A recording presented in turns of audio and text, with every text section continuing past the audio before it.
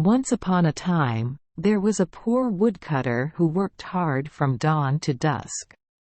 When the amount of money he had saved was quite large, he told his son, "I am the only one in the family. The money I saved came from sweat and tears. Now I want to use that money to send my son to school to get a job, so that in the future he can take care of me when he is old. His limbs are weak, and he can only sit in one place."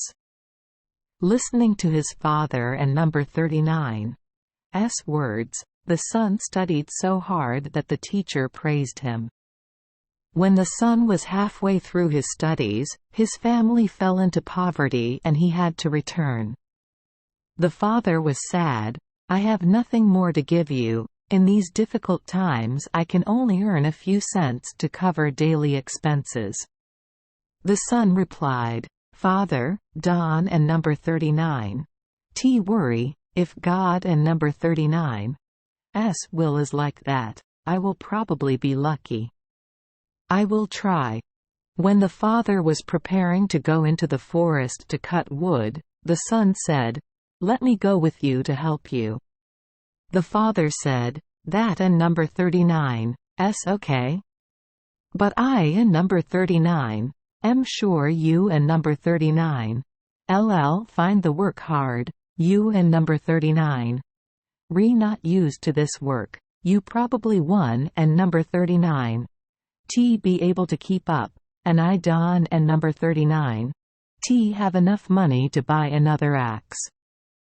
The son said, "Dad, go to the neighbors and borrow an axe. They will probably lend it to you until I have enough money to buy an axe." The father borrowed an axe from a neighbor. Early in the morning, father and son went into the forest. The son enthusiastically worked to help his father. When the son stood still, the father said, "Now let and number 39's take a break for lunch. Then we and number 39's continue."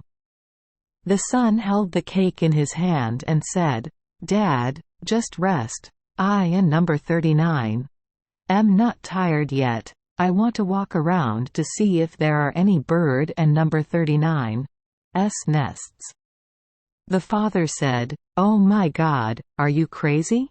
You run around looking for something, then you and number 39's so tired you can and number 39's lift your arms. Stay here, sit down next to me." The boy walked and ate bread, looking up at the tree to see if there were any bird nests. He kept walking until finally he came to an ancient oak tree. About 100 years ago, it took 5 people to hug the tree trunk. He stopped, looked at the ancient oak tree and thought, there must be a bird nesting in the hollow of the tree. Then he felt like someone was speaking. He listened attentively and heard a hoarse voice, "Let me out, let me out." He looked around, but saw nothing. It seemed like the voice was coming from underground. He said, "Where are you?" A voice replied, "I and number 39's under the tree. Let me out, let me out." He cleared the leaves around the tree and looked carefully and found a glass bottle in the hollow of the tree. He picked up the bottle to look at it, saw an animal like a frog in the bottle. It jumped in the bottle. It said, "Let me out, let me out." Without thinking about anything cruel, he uncorked the bottle. From the bottle, a shadow shot out. In just a blink of an eye, it was half the size of that old tree trunk and stood tall before the boy. It said with a chilling voice, "Do you know what reward you will get for releasing me from the wine bottle?" The boy calmly replied, "No, how would I know?" The demon said, "So I tell you, as reward for that I have to wring your neck." The boy replied, "If you said I knew that in advance, I would leave you in the bottle. At that time, my head would still be intact. Just ask everyone to see if that and number 39's true." The demon said, "Ask one person after another, but you will be rewarded. You thought I was in the bottle because of my generosity. No, it was I who was punished and locked in the bottle. I am the mighty god Merkur. Whoever releases me will have his neck twisted." The boy said, "I didn't and #39 expect everything to happen so quickly.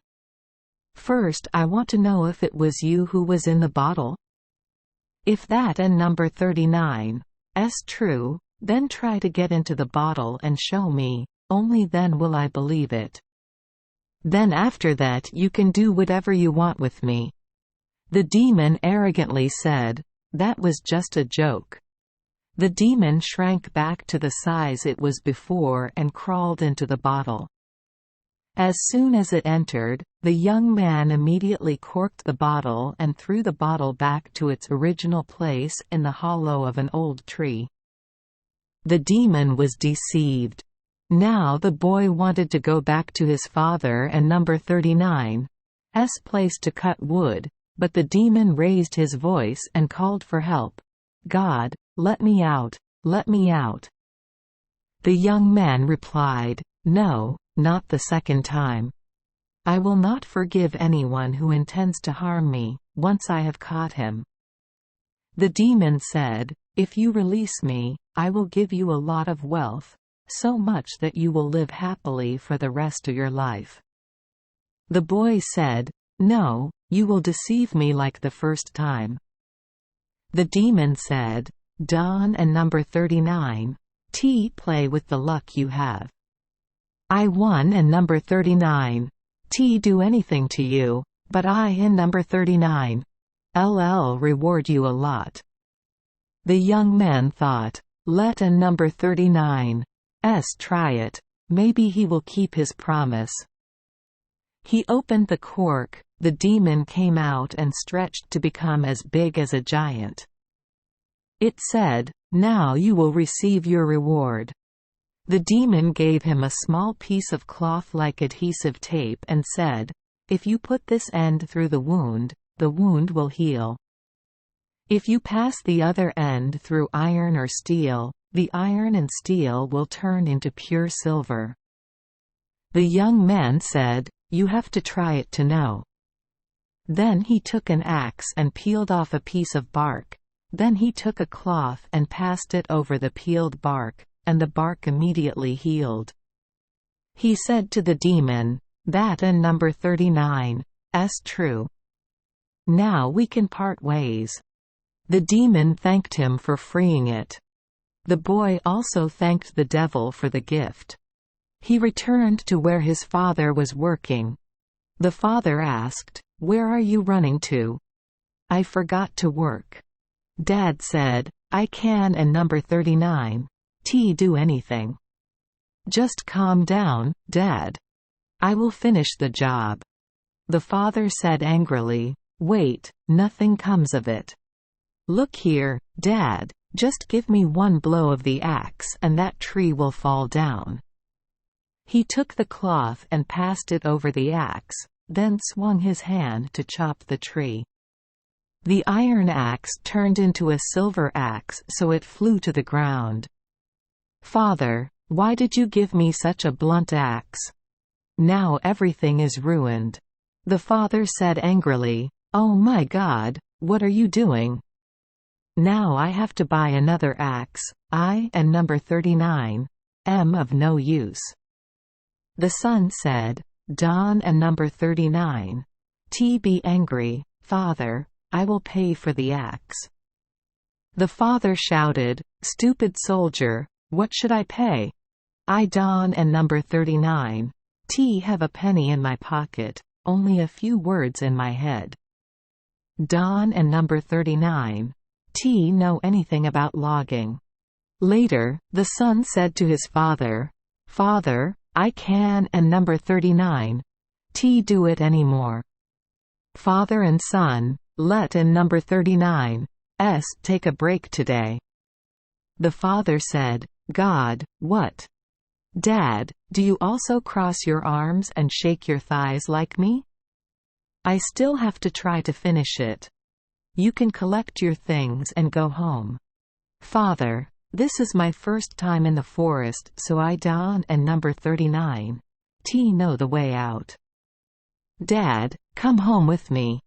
The father calmed down his anger, heard his son and number 39's words and went home.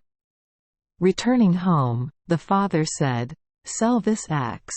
See how much you can sell. Take some pepper, and leave me to pay for the neighbor and number 39's axe." The son took the axe to the jewelry market in the city to sell. The jeweler put it on fire, then put it on the scale and said, "It sold for 400 taler, but I Don and number 39's have enough cash here." The young man said, "Give me how much you have. I owe the rest to you." The goldsmith gave the young man 300 taler and owed him 100 taler. The boy brought the money home and said, "Father, I have money."